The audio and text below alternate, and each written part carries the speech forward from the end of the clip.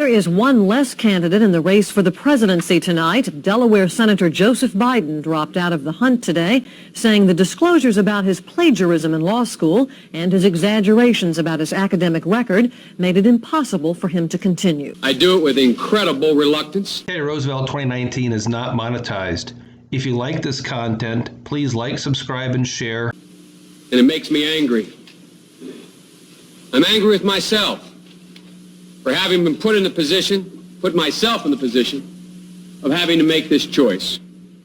The Delaware Democrat is the second candidate to be forced from the race by questions of character and integrity. Is 38 years old, and that's a reference to your son being hired right out of law school by a big company here in Delaware that is in the credit card business, MBNA. He got about $100,000 a year, as I recall. At the same time, you were fighting for a bankruptcy bill that MBNA really wanted to get passed through the Senate, making it much tougher for everyone to file bankruptcy. Senator Obama was opposed to the bill. Among other things, you couldn't, in fact, claim that you had a problem because of big medical bills. You voted against an amendment that would call for a warning on predatory lending. Wasn't it inappropriate for someone like you in the middle of all this to have your son collecting money from this big credit card company while you were on the floor protecting its interest? Absolutely not. My son graduated from Yale Law School. The starting salary in Wall Street is $140,000 a year if he went to lawyer. Options he had. He came home to work for a bank. And the hits just keep on coming. Do you support gay marriage?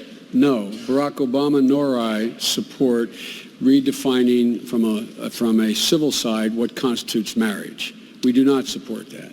That is basically a decision to be able to be left to the faith and people who practice their faith determination what you call it. The bottom line, though, is, and I'm glad to hear the governor, I take her at her word, obviously, that she thinks there should be no civil rights distinction, none whatsoever, between a committed gay couple and a committed heterosexual couple. If that's the case, we really don't have a difference. And the hits just keep on coming.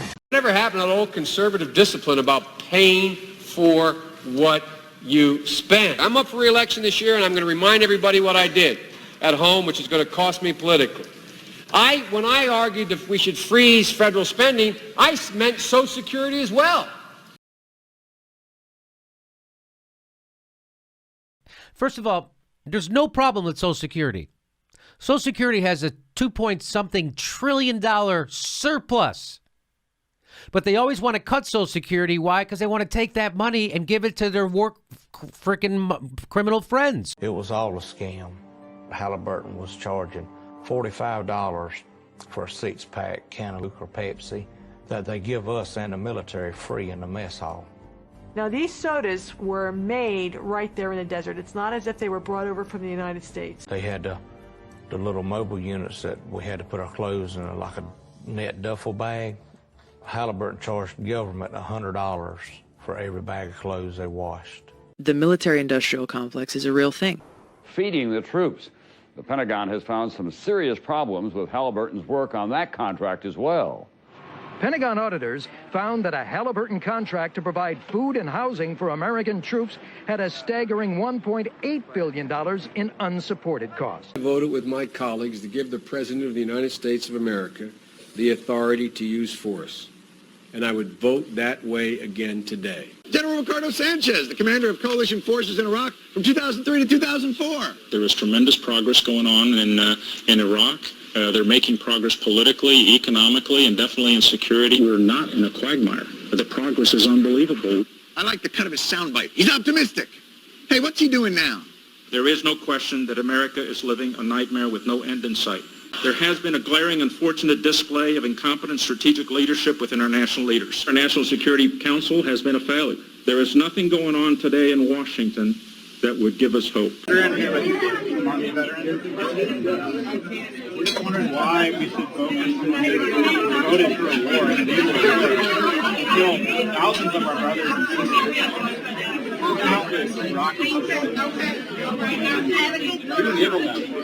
also gave a medal to a man who enabled that war and caused that war. Your blood is on your hands. And you're disqualified.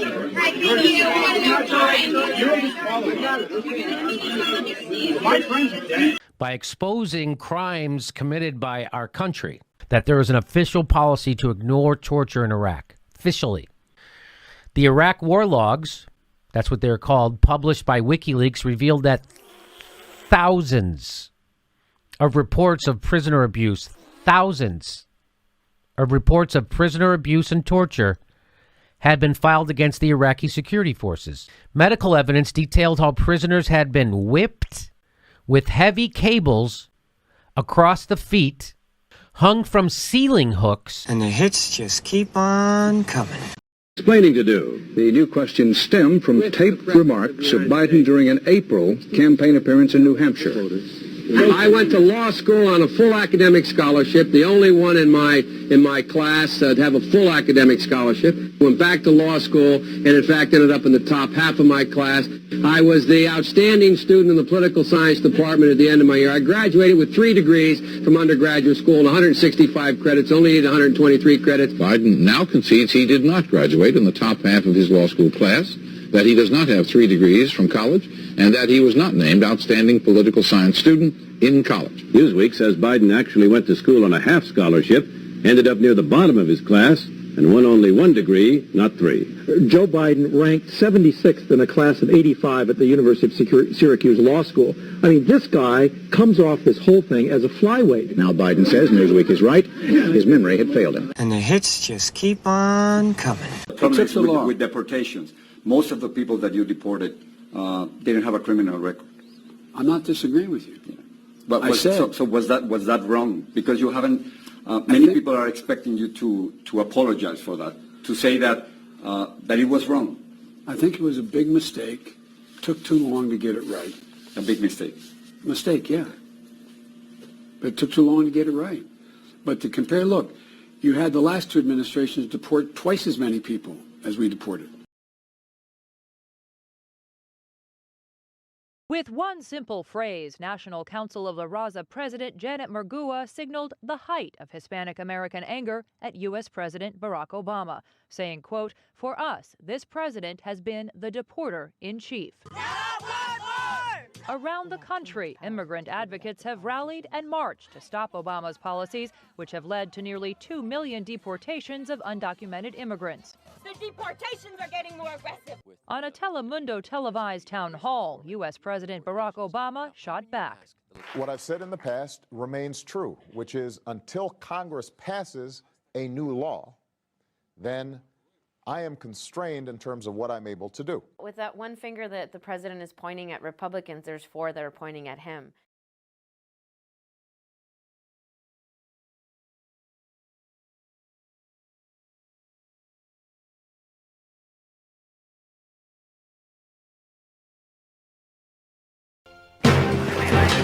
Tonight on Frontline, as a candidate, he promised to fix the immigration system. The system just isn't working, and we need to change it. As president, Obama cracked down hard. What did he give us? 1 million people been deported. Frontline, the investigative reporting workshop, and correspondent Maria Hinojosa investigate Obama's tough immigration enforcement. Hasn't the president ended up enacting the Republican agenda? What the president is doing is enforcing the law of the land. While critics say the program has swept up thousands of immigrants with no criminal record. A mother who had a broken taillight being separated, maybe forever, from her children? They don't understand how their mother could have been thrown out of the country. Twice as many. But your administration deported 3 million, more than ever. No, because you had more people deported in the W administration, Bush, and the Clinton administration. I'm sorry, Mr. Vice President, but the numbers that I have from the Department of Homeland Security, you deported more than 3 million people, 1.7 of them with no criminal records. Well, but there were 5 million people deported in the Bush administration, and more than that in the administration of Clinton. I got to check those numbers, but so far. But the point is, it was too many. It was too many, and it took more too than long. ever. I didn't. You keep saying that, but that's not the numbers I've seen.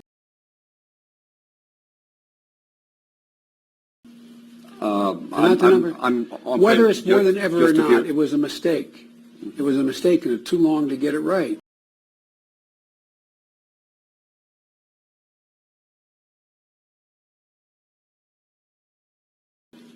It took too long to get it right. And the hits just keep on coming. The son of the U.S. Vice President has joined the board of directors of Ukraine's largest private gas producer. Hunter Biden now leads the company's legal unit, getting the position a few weeks after his father's trip to Kiev. And as Marina Portnoy explains, this could be more than just a coincidence. Since the start of the crisis in Ukraine, Washington has provided unwavering moral and financial support to anti-government protesters, particularly those who spearheaded the uprising.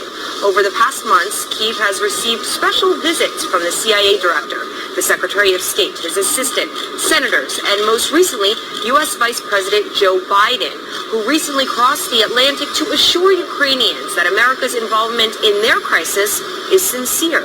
We, the United States, stand with you and all the Ukrainian people. In time, democracy can be delivered to the Ukrainian people. It is not just a foreign policy judgment. It is a personal, it's an emotional commitment as well by millions of Americans.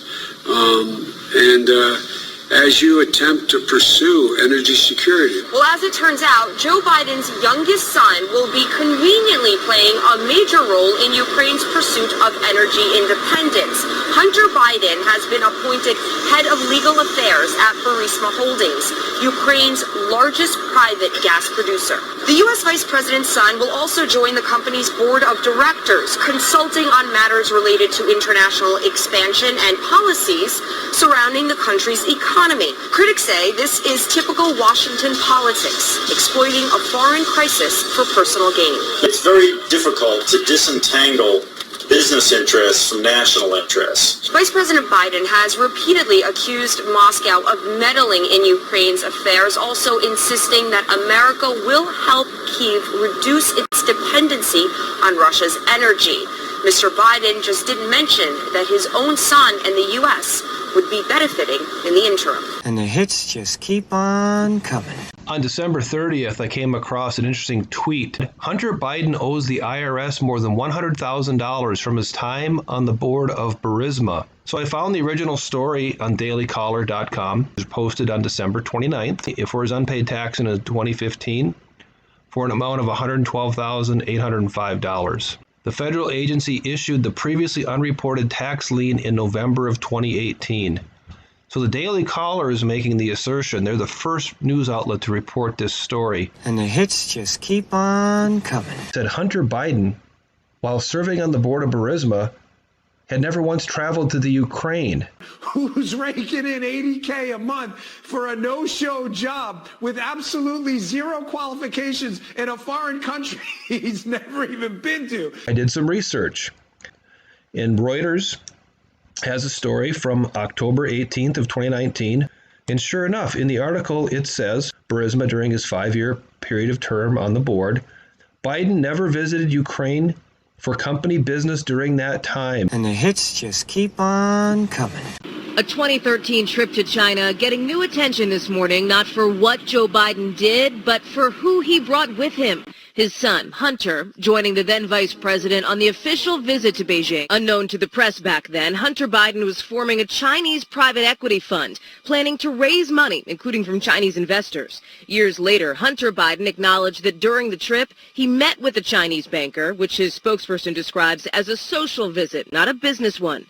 10 days after the Biden's trip, Shanghai authorities issued the fund's business license. Joe Biden, in December of 2013, flies over to Beijing in Air Force Two. With him on the plane is his son, Hunter Biden. Joe Biden gets widely criticized for going soft on Beijing. Well, 10 days after they return, his son, Hunter Biden, scores a private equity deal for $1 billion. That's $1 billion with a B.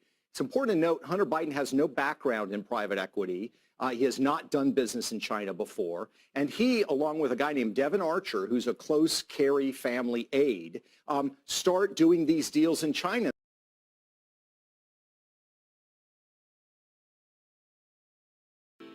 You probably heard about private equity partnerships like Mitt Romney's Bain Capital. But how exactly do these people make so much money? Let me explain the magic of private equity in 8 simple steps. Step 1. Partners in private equity firms don't risk their own money. They get other people to give them money to invest. Step 2. They use this money to buy up companies they think they can squeeze higher profits from. Step 3, they squeeze out higher profits by cutting the company's costs. And for most companies, the biggest cost is payrolls. So private equity managers typically reduce payrolls by firing workers or cutting other workers' wages and their health and pension benefits. Step 4, they also use the company as collateral to borrow a pile of money from banks. And since interest payments on this debt are deductible from company income, presto, the company shows even bigger profits. Step 5, they get the company to issue a special dividend to repay the original investors. So now everything else is gravy. Step 6, then they sell the company for much more than they bought it for because, hey, it's more profitable. Step 7, they pocket 20% of the gains from the sale. And finally, Step 8, because the tax law treats these earnings as capital gains, they pay only a 15% tax on them. This is a sham because the justification for lower capital gains taxes is investors supposedly risk their own money, and yet private equity managers haven't risked a dime. 10 days after they return, his son Hunter Biden scores a private equity deal for $1 billion. That's $1 billion with a B. It's important to note Hunter Biden has no background in private equity. He has not done business in China before. There are 2 other major deals that involve the Kerry and the Biden elements with China, 3 of them worth billions of dollars. And the argument that they are going to try to make is that this had no influence over policy, which to me is just ludicrous. Anytime you engage in commercial ventures with somebody, if we're worried about a $10,000 PAC contribution influencing a politician, I think we ought to be very concerned about billion-dollar private equity deals going to the kids of politicians.